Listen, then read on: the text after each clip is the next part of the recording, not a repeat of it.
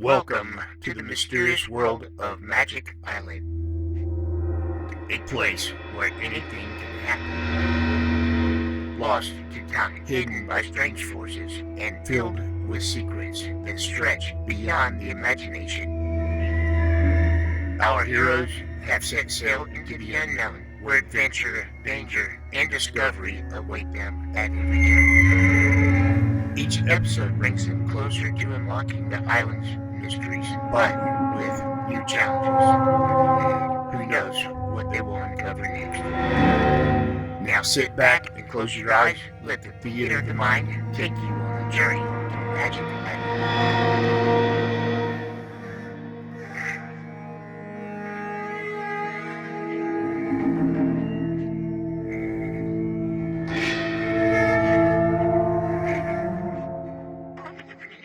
300 miles from the magic island of Euclidia. 300 miles between the Gregory party and the weird colony of scientists who have held them captive for so long. With Joan Gregory at the controls of the stolen Euclidean submarine, putting another 40 miles behind them every hour, it looks as if Jerry and Joan, Mrs. Gregory, and Tex Bradford have really escaped from the island. They are not to be allowed to get away without some opposition, however, as the Euclideans have been sending out directional radio beams in an attempt to locate the missing submarine. All is quiet inside the sub now, and only Jerry and Joan are to be seen in the central control section. Are you sure we won't disturb your mother and Tex if we talk up here? There is no danger of that, Jerry. But you can hear our voices all over this thing. Yes, if I had not closed the stern section off. Closed it off? Well, I can still see Tex and Mrs. Gregory asleep back there on the bunk. To be sure you can. There is no necessity of losing visibility merely to restrict sound. Yeah, I know. Everything's so easy for you to do. That's another one of those soundproof doors, I suppose. To be sure. One of the transparent steel doors. Mother and the captain may rest there in perfect comfort and silence while we continue our discussion. What discussion? We were speaking of plans for our amusement in Los Angeles. Oh, it'll be easy enough to find plane to amuse you with when we get there. But I'd like to know a little more about our plans for the rest of this ocean. The rest of this ocean, as you refer to the balance of our cruise, should prove comparatively uneventful. Yeah, I can see that. Nothing's liable to happen to us except old G47 and his Euclideans. And when they happen to you, it's not so funny. If there is any method by which the Euclidean scientists are able to interfere with our journey, that method is not apparent to me at this time. But this was too easy. You can't steal a submarine and get away with it anywhere in the world, least of all from these guys on that island. The success of our plan depends on the element of surprise. I guess they were surprised, all right. Indubitably. Huh? Indubitably. Oh, okay. But I'll bet they were surprised, too. You may continue to misunderstand me, but we are obviously safe from Euclidean pursuit. I'm not so sure. How far are we from the Magic Island? 306 miles. And you think we're safe from those scientists? That is my belief. What about their 500-mile-an-hour airplanes and their 1,000-mile-an-hour rocket ships? We are in 8 fathoms of water, Jerry. Can't they locate us easy enough with their directional radio stuff? Not from Euclidia. Not so long as we do not attempt to use the radio set. Well, we won't do that.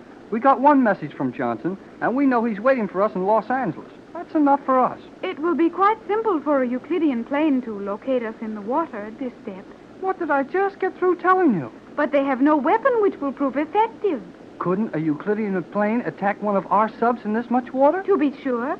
But these underwater craft are insulated against all Euclidean weapons, to my knowledge. Yeah, that's right. They would be, or your boats would be shooting up each other, practicing. Exactly. Well, I'll bet they could cause us plenty of trouble, though. That they could easily do. And they could compel us to submerge to such a depth that our progress would be restricted to the vanishing point. Well, what more do you want? What more do I want? I mean, what more harm do they have to do to us? If they can dive this thing down to the ocean floor and make us stay there until our provisions and fuel are gone, all they've got to do is wait until we have to come up to the surface for help and grab us. That would be sound reasoning if Euclidean submarines were not superior to your worldly ones. I know that you've got the best boats in the world, but no matter how much you know about science, you've got to eat and sleep just the same as anybody else. And we can't live on the water forever. Our oxygen supply is continuously refreshed from the water. I'm talking about food. We're going to have to keep eating. We have sufficient compressed food to last a month with care, And during that time, we could reach Los Angeles if we were compelled to progress at an almost negligible rate along the ocean floor. And they can't reach us with anything if we go deep enough? No one can reach us at our maximum depth. And just how deep can we go until they keep this thing moving along a little bit? We may operate at a speed of 4 knots at a depth of 1½ nautical miles, 9,120 feet. Golly whiskers. Won't the sides of the sub cave in from the water pressure when we get down that deep? There is no natural water pressure on this globe sufficient to injure this submarine. Well, if you say so, I'll have to believe it. And it looks like we're going to get home all right. I'm sure of that, Jerry. We will arrive safely in California with the captain's formula remaining a secret from the Euclideans. And what Tex will do to them with that formula will be plenty. Do you know how he proposes to use it? Well, I'm not any too sure, but I think... One moment, Jerry. I must refuel. Oh, give the sub one of those little pills, huh? Yes, it will take but a few seconds to inject the fuel pellet and clear the combustion tanks.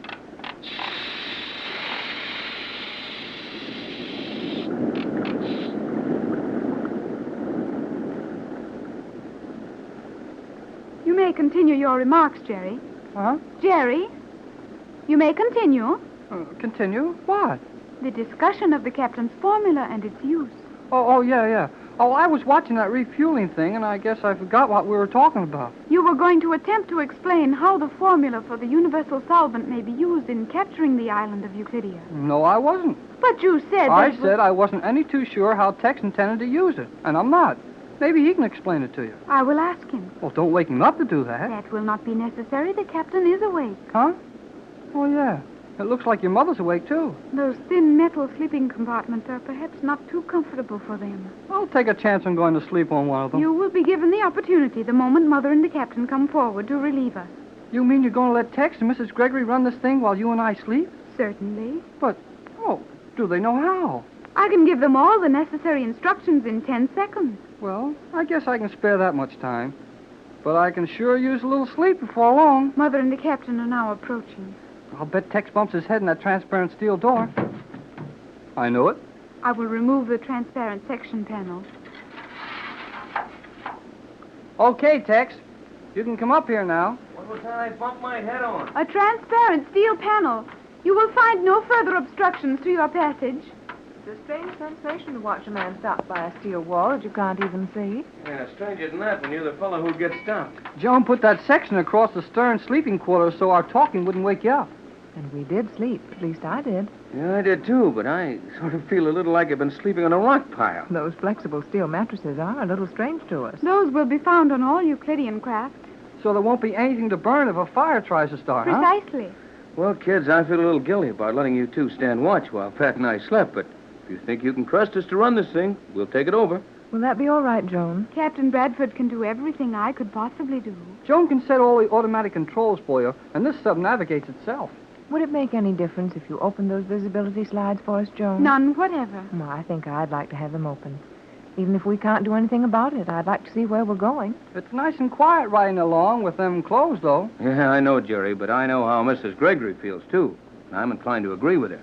A little good old sound will be a tonic for both of us. Yeah, it is a little too quiet for me here, but Joan likes it this way. I will open the slides for you, Captain. I have just refueled, and you may repeat every 40 knots. I understand, Joe. Tex and I will stand a 4-hour watch. We'll stand it as long as it takes you two to get some rest. You must be all in. Oh, I'm not tired, but I guess I could sleep a little. We will rest 4 hours. At that time, we may expect the Euclidean location beam again. Could we try the radio? No, it is too dangerous. But you said the Euclideans had nothing they could harm us with in this sub. That is true. However, if they learn of our exact location, it will be a simple matter for them to follow our progress to Los Angeles. And there are many ways in which they might plan a most unpleasant reception for us. Yes, you're right, Joan. I think our best chance is to get into port without being located, if that's possible. Well, come on, Joan. Let's go back and collect some shut-eye.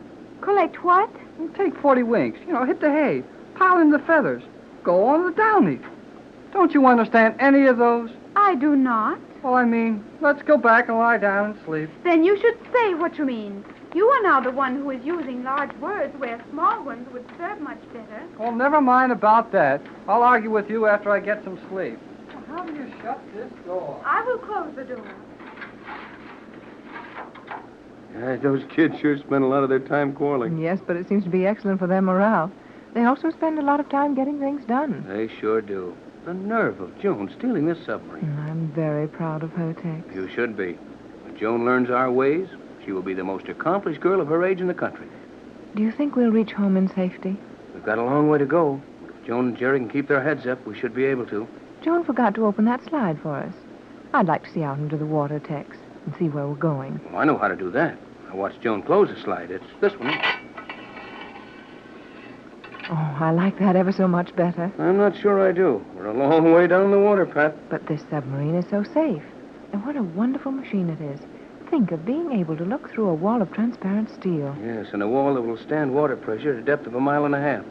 I'd say we were pretty safe, Pat. Well, at least we're not under G47's eyes, and he can't hear every word we say. We can hear you, though.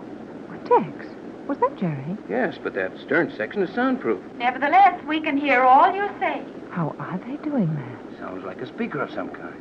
Nice work, Tex. This is a communication system. We're hearing you through the little microphone right in front of you.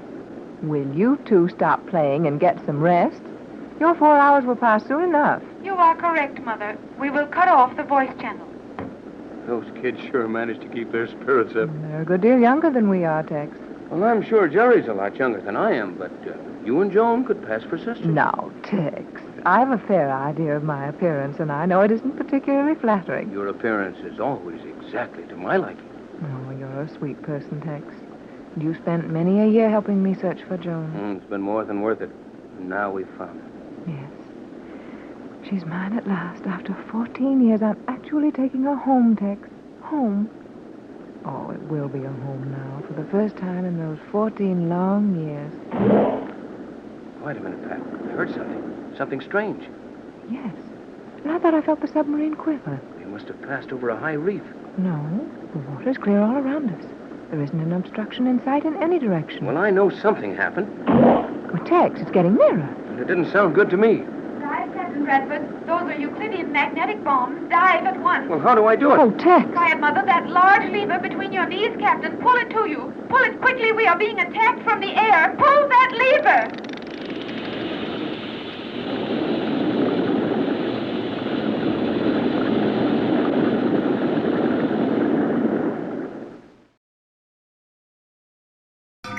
And so, another chapter closes on Magic Island. Our explorers have faced mysteries, dangers, and thrills. Yet, the island still holds its secrets close. What lies ahead? New allies or unexpected foes? Make sure you join us tomorrow to find out what awaits on Magic Island, where the adventure never ends. Right here on Golden Age Radio, rumble.com/C/GAR. If you're too impatient to watch all 130 episodes, one per day, there's a link in the description so you can watch all the videos you want all together.